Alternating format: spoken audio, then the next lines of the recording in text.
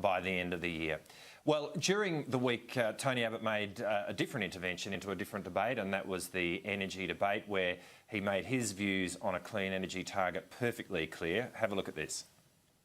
Can you support a clean energy target? It would be unconscionable. No additional renewables. If the market won't build coal-fired power stations, if the market won't build baseload power, the government has got to... It isn't an issue of renewables versus coal. I mean, a lot of people try to dumb this down into something like that. The gas shortage is a real problem. That's why we're taking this unprecedented step of restricting exports. To pull the trigger on export controls.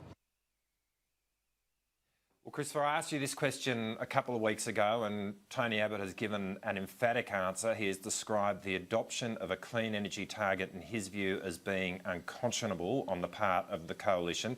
Given that, do we now, knowing how your party room works, presume that this government will never implement a clean energy target, which would be a disaster for this country? Well, Richard, we want lower prices for electricity and energy. We want to have reliable power, unlike the South Australian blackout situation that we have. And we want to be able to achieve our targets for reducing our emissions. Under the Abbott government, we signed the Paris Agreement. Under the Abbott government, we chose 26 to 28% as our emissions reduction target, and the Turnbull government is continuing to implement those policies from the Abbott government. And I can tell you that we will do everything we can to reduce the prices of electricity. That's why we've got the gas mechanism, and Rod Sims has been talking about that this week. I guess the question to you is, from the Labor Party's point of view, is will you continue to play politics with this issue, or will you get on board with the government's policies to reduce energy prices, or will we still keep seeing blackout bill in action?